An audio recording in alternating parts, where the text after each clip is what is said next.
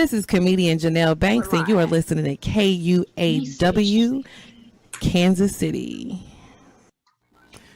KUAW listeners, this is Carl Boyd for Wave Your Grades, coming to you.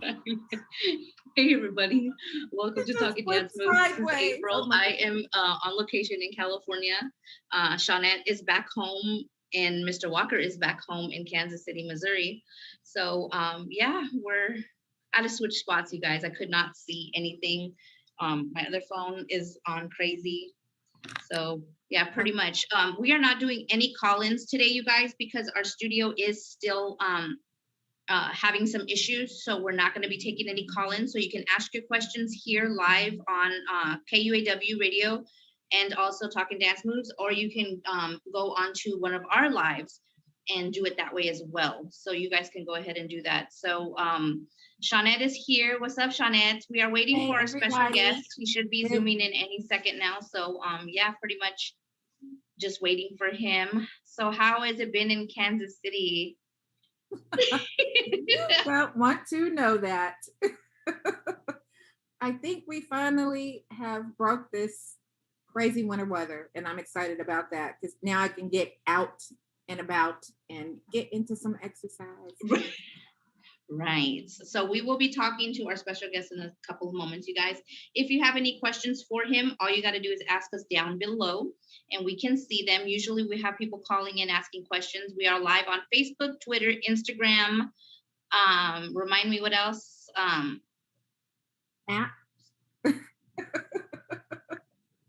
Twitter is another one. Twitter's another one. I've gotten so much more. I still have yet to learn how to manage Twitter. I'm okay at it. I'm just not very good at it. And now I have a lot more fans of the show and, you know, they come live on Twitter to watch. It's just, I'm just not very good at it. So it's kind of hard to manage it. Plus I got like 500 social medias. You don't know how to tweet yet. No, I don't. You will learn how to tweet soon. It's not that difficult. I can tweet better than I can. I got you. That's what I got you for. You can tweet for me. Right. I can tweet better than I can Insta. Okay, so guys, so what we're doing is we are reformatting the show. So the show is now, like we talked about a couple weeks ago, that is going to be filmed in Las Vegas, Nevada. We will be setting out audition dates for different teams and stuff like that this coming week.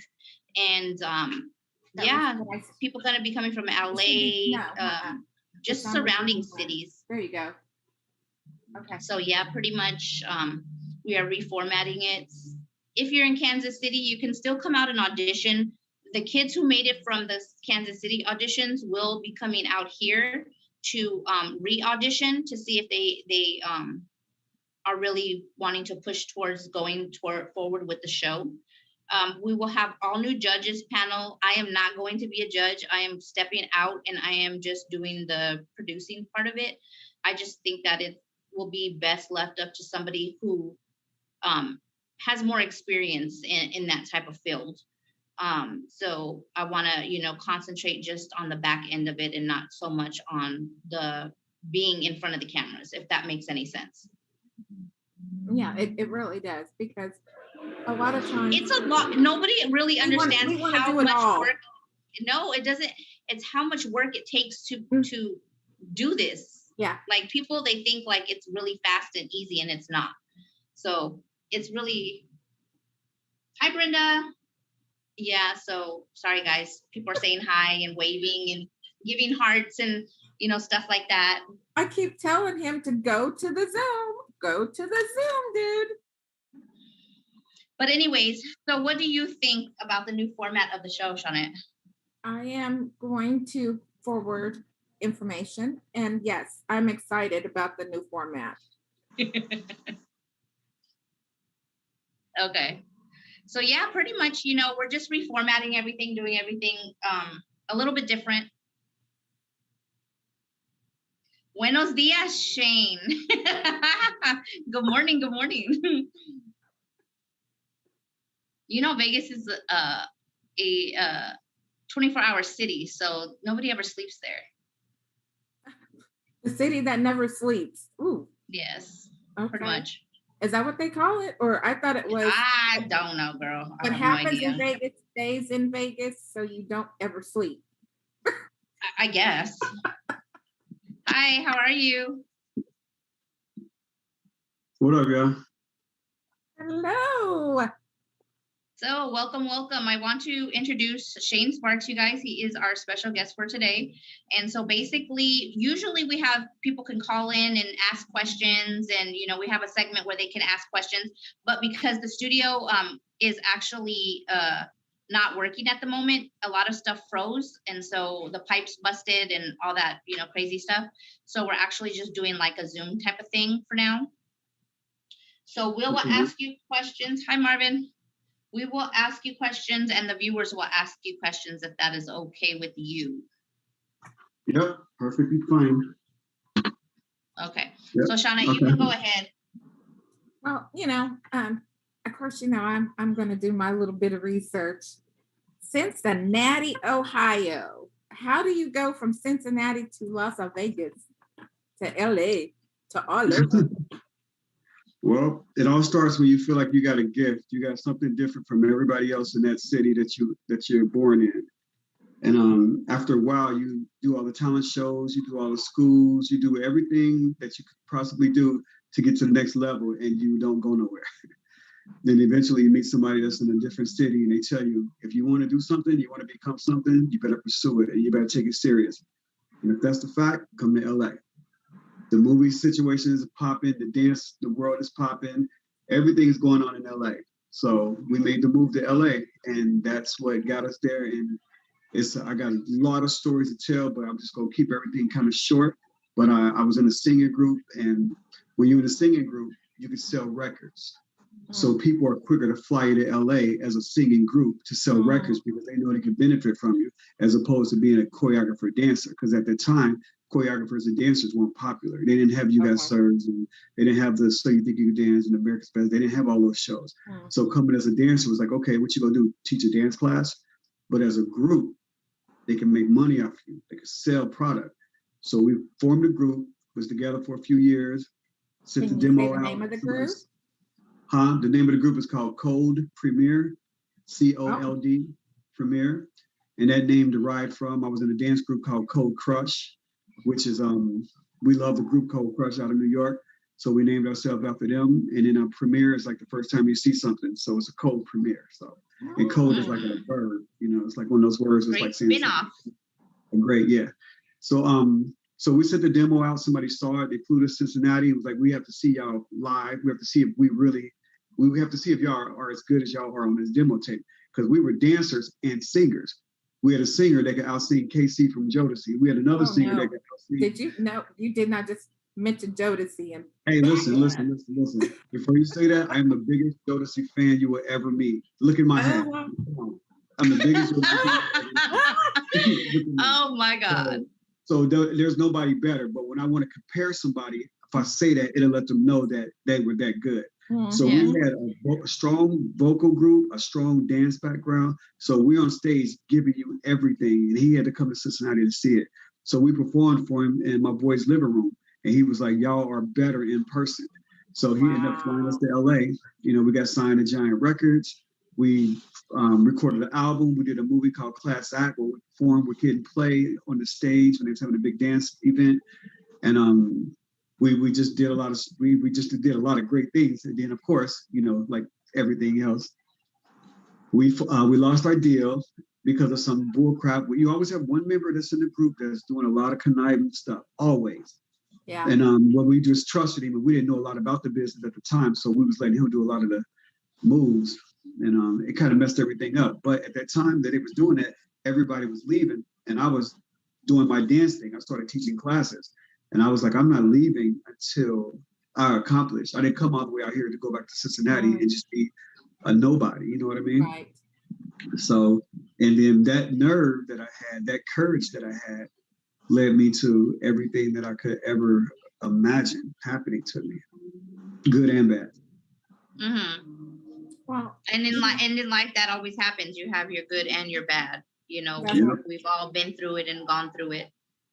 And yeah, the good and the bad is what takes you to that next level. You Exactly. learn from it. So now you done went from being in a group to coming to LA to dancing to starting a class. Where did you say, oh, I think I'm gonna teach a class, and people are like, oh yeah, I'm gonna go to you? Okay, well, their story started like this. I was seeing this female, and she took me out to a dance club, and she had never saw me dance outside of the dancing that I do with my group. And as a street dancer and a group dancer, they're two different styles to a certain extent.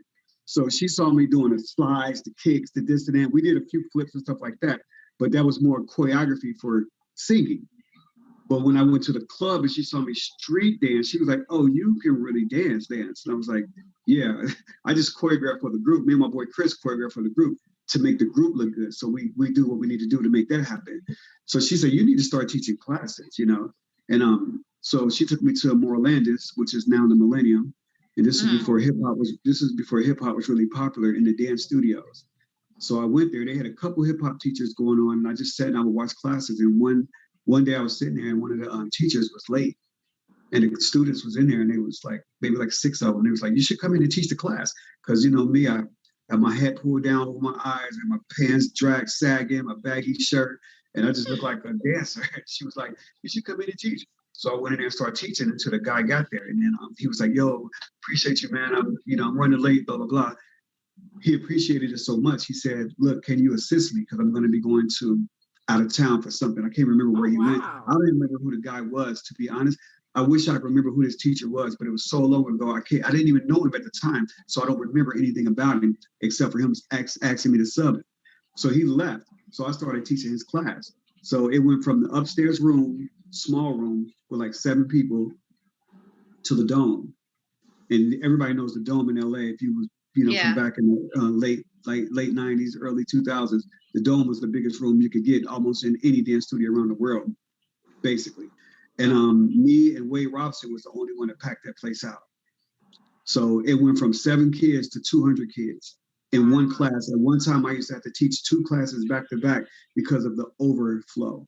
I would have to wait till I would get done, that class would leave, and then the second half. So what was the music that was playing for that time frame? What was it like? It was more like 90s. Like it was like, I remember playing, who was hot at that time? I don't even remember who was hot at that time. It was just like a lot of hip hop music that was just coming out. But when nobody's super like famous, it was just good music. And as a hip hop instructor, you just want beats that sound good. It wasn't what was on the radio most of the time. It was just stuff that people would send you. And I remember my boy Chris Tyler, he used to have a guy in the radio, and this guy in the radio would get a whole bunch of music to play, but he wouldn't play it all. And so he would just send me whatever he thought was dope. And I'm like, oh, I'm teaching to this next class. I'm teaching to this. So whatever song moved me is what I would teach to. And so, it's funny that I can't think of none of the names of some of the artists. Because like right now, you can be like Nicki Minaj, Cardi B, Justin. You could just, you could say all these things. I remember teaching to, an album that got me through a lot is, I hate to say this, but when Britney came out with Slave, when everybody was on that Britney tip and she was doing all that Boys and all that stuff, that's one album I can remember because we did so much with it. I remember auditioning with my boy Brooklyn J for Britney to do one of her tours or do one of her shows or whatever. And that at that time, I remember that vividly because it was so much surrounding that moment. So I know, that was the style of music that was hot. But it's like I said, back to hip hop, we just used whatever was hot. Sometimes it would just be a mix. A lot of times I'll take a song and I'll go to the studio and I would mix sound effects to it, and transitions, and people be like, this is crazy. And no other class is doing it. Yeah, so, but that's what made people want to come to me because it was more original. In my style from Cincinnati, we were very original dancers from Cincinnati. We didn't bite dance styles. We didn't go around like, oh, we're going to do the nay-nay right here. We're going to do the yo right here. We're going to do the wow. We're going to do the... It wasn't like that. We were literally creating our own dances and choreography and putting together and murdering people, But out here, everybody was like doing the same moves. They were just putting it in different orders. So when they saw me getting down on the ground, popping my back, rolling back up, gliding to the side, jumping down, popping. You know, they always thought booty dancing. They used to be like, oh, you teach booty dancing. I was like, no, it's not booty dancing. It's just I move my body, and the hips and the back got a lot to do with that. So when you get on the floor, I'm gonna make you pop. I'm gonna make you grind. I'm gonna make you slide. Now twerking is like the biggest thing in the world. Now everybody, right? Like I was doing that a long time ago. Yeah, right. You're like I mean, dropping it like it's hot. Yeah, you know, a lot of people, it's not a big thing, but when you come into the corporate world or the people that just take dance classes because it's hot, they're like, what are you doing? And the parents are like, why is he on the floor? I don't want my daughter in here. But now all their daughters on the pole. Oh, damn. Thanks. I'm playing. But it's funny though. Now they all do it. Is. Everybody's on the floor now. Everybody. So mama should have listened. Oh God! You've done the dance. You've done the teaching. You've done some movies. You've done television shows. We want to talk about how you got into this film production, which is going to go into the show, to the Extreme Dance Challenge. Well, first I want to know is how was your first break to get your first movie? Did you have to audition like everybody else, or it was just No, it wasn't like that. Like my journey is so different from a lot of people. I was doing I was working and I was on tour with Immature and Quindon and Chris Stokes. This is before B2K. So by me being affiliated with that situation, I was already in. So when you guys came up, Chris was like, yo, we about to do this dance movie and I want you to be in it. I was originally supposed to play Marcus Stokes' role. I had a script, learning the words and everything, but then B2K came in right at that point and blew up. So the movie got pushed back a whole year. Mm-hmm. So when it got pushed back a year, B2K ended up being in the movie because B2K wasn't supposed to be in the movie at first. So they ended up starring in the movie. Marcus ended up starring in the movie. So then me, Dave Scott, and I can't think of his name right now, but it was another choreographer. We ended up choreographing the movie. And then and Chris was like, yo, you want to do a scene in the movie with one of the crews? And I actually, danced, with one of the crews. They call Beat Freaks now. They actually was on America's Best Dance Crew one time. So it was just funny how life goes around. It does.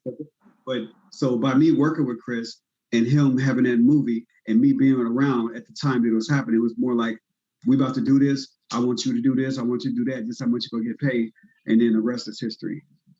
Well, the one thing I did learn when I was out there, and like I told you, I had my sister who was in different things. They were all in the same circles. So the dancing people were all in the same circle. If you're a singer group, you kind of all in the same circle. So things just kind of, worked together for that. Right. Mm-hmm.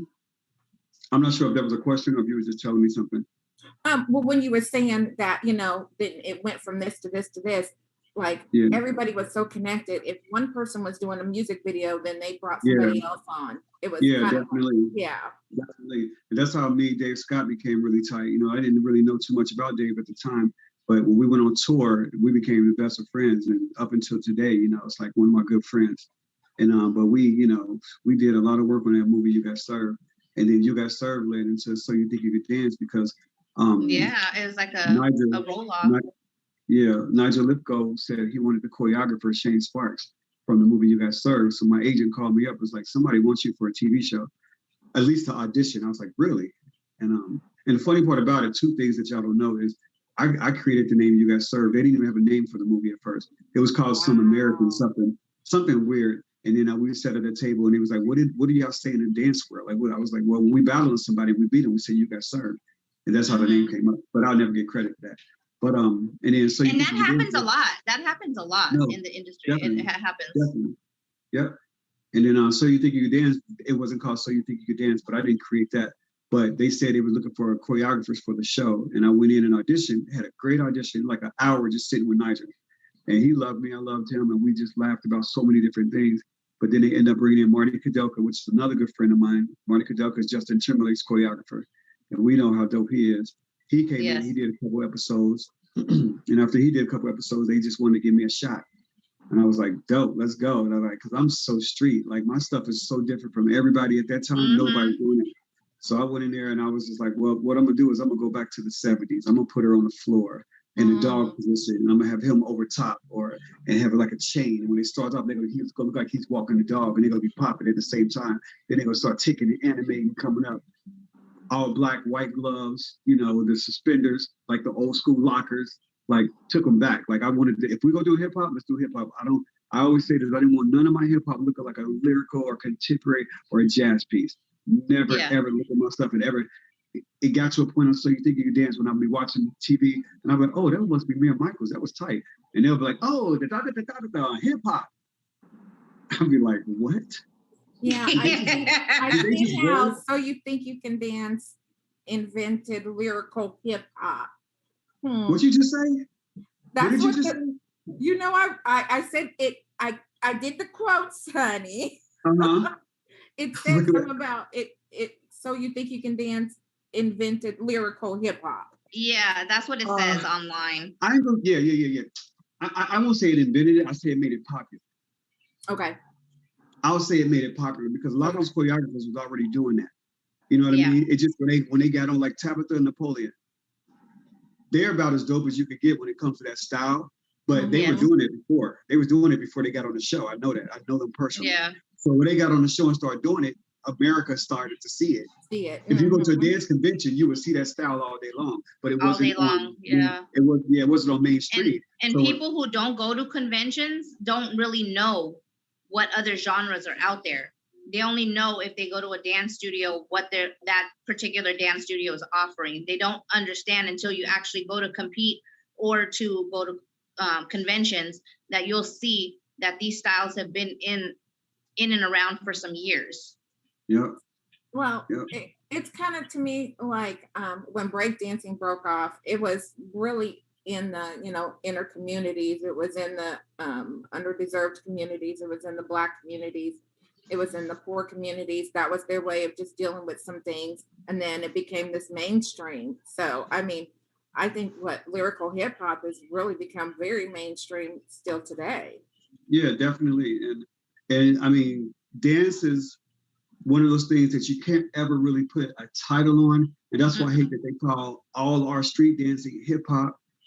Because as soon as a street dancer that's considered to be a hip hop dancer does something different, they look at him like, what is he doing? He's supposed to be doing hip hop. But a lot of street dancers dance from natural ability. We dance from feel. We hear a song and we'll do a slow dance to it, a slow choreography. Yeah.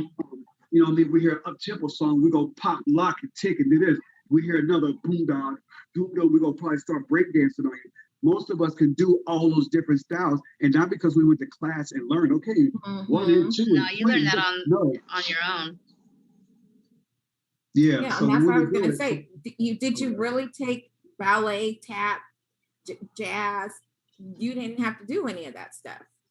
A street dancer normally doesn't. The only reason a street dancer would do it now is because of mainstream popularity. They have to have some type of background in something because they will get swallowed up. With these kids coming out today, with dance moms and all that stuff, and these kids are tapping, doing jazz, doing hip hop, they're locking. They're contemporary, they're doing everything. And as soon as you get in that room with one of those kids that got all those styles behind him, and then the choreographer is another one of those styles, one of those types. And he says, okay, we're gonna do this, we're gonna fly through there, we're gonna do this and that, and all you do is street, you're dead. You are dead. And I know that for a fact. And I tell dancers, street dancers, get into those classes, but always keep the root of who you are, because that's what's going to separate you once you get in there. Play the game and do what you got to do. So when they do some type of contemporary, blah, blah, blah, you know how to caress, you know how to feel, you know how to do because a lot of this technical, from a hip hop point of view, the contemporary and the jazz, a lot of that, the technical stuff is what we don't get. We can do the movement. That's just movement. Right. You know what I mean? To us, it's just a feel. But the pirouettes and all that, Jonathan and all that crazy stuff, that's where you lose it at. So you take those classes and learn those certain techniques. So then when you in there do what you do, and then you come up out of it and you do 6 pirouettes and land and stop, and then you go on your hand and spin on, do a 1990, and then spin on your head and do a windmill, jump up and look at them. They're going to be like, what? What did you just do? Exactly. That's when the studio dancer gets demolished by the street dancer. Because better street dancers come in and learn what they got, you can't stop us because we're not going off of what we were taught by classes. We're going off of natural ability. So if we get a little technique behind it, we're going to take that technique and destroy it. So, yeah. So what made you want to open your company that you have now? Tell us Final a little bit Focus about Production? that. Yes. Final Focus Productions is based on me, my boy Leon. I've been doing a lot of editing and producing and filming since back in the day. I always had like a little camera, and I learned how to edit off of like iMovie and stuff like that. So I always liked bringing my mind to life. Whatever I envision, I like to bring it to life. So that's when I told you I would do my music and I would be teaching classes, and I would edit my choreography from my head. I'd be like, I want to do this, I want to do that. I need music, and I need a hit to make that move come alive. So I would make the music, and then I would choreograph it, and then it's a story. So I'm always creating. If you ever watch any of my So You Think You Can Dance numbers, it's always matrix driven. It's always some type of movie. So it's always, if you look at it, they always got some type of theme behind them from a movie or TV show, because I like to bring a visual to my dance. And I just lost track of what your question was. Final Focus Productions. Oh yeah, Final Focus Productions. So when I came to Vegas, I was like talking to Leon, and he was like, yo, we're doing this and we're doing that. I was like, I'm doing a little bit of that too. So we just combined, and we just started, like, I do a lot of the editing. He does a lot of the filming. We went about a nice camera that, there's only a few cameras that you can use for like Hulu, Netflix, and all that stuff. And our camera is one of those cameras. So we are just like, we're in the loop to do something amazing, but we're still growing. And so that's why we did it. I just wanted to be able to bring your dreams, other people's dreams, and my dreams of what we think a lot. Yeah. Do you take outside, not just in Vegas, you'll go to other places, because this network right here, we have people looking from all over that tune in to watch the show, that are from Kansas City, that are from Chicago, all of those places that would love to, hire you guys and do that type of stuff. I mean, 100%. Like we are just ready to work. If somebody wants to get in touch with us, of course they could go to our at Final Focus Productions on Instagram, or they can hit one of us up, and I guess we'll give you that information. And I will link all of that stuff at the end of the video. I will link all of your handles and your emails and stuff like that, and your Final Focus Production emails. If they want to get in touch with you, they certainly can. But yes, I mean, that's my purpose is, in doing the show and having you a part of it is my dream. But I also know that I've known you for a while, and I see that you are a very hard worker. You love what you do. You do a lot for the communities. You do a lot now with your filming and, and your music and stuff like that. And to me, I'm just proud of you. Like, I love you guys, and you and Leon. Leon has been in my life for over 20 plus years, so I know. Yeah, I know. It's been a long time. It's been a long time. I thought back and I'm like, damn, I'm old. I was like, oh my God, I feel so old. Some of my students are now having babies, and they're teaching classes, and they have opened their dance studios, and it just makes me feel good inside to know that we're still doing something for the community and changing people's lives. Especially when me and Leon had the studio in Cali, and we had most of our kids were in group homes and foster homes, and they loved Leon. I mean, I couldn't say, I would just be like, okay, I'm gonna be in the back, because Leon was, their everything, especially the little boys. And just, trying to redo it again and trying to, get it right and get it, where we don't have to go back and redo anything. And I have trust in you guys. I am seriously blessed to, just have Final Focus in this all the way. I mean, it's just going to be a great opportunity for everybody. And like I said, to the people that are watching, if you guys want to hire them or, want to, get all of their information, we will be pinning it down here, and it will be on YouTube, and it'll be pinned in the links. We'll have links for them, and also Twitter and Instagram. It'll be in the links as well, where you can get a hold of them and, use them for your upcoming projects, videos, movies. They do it all.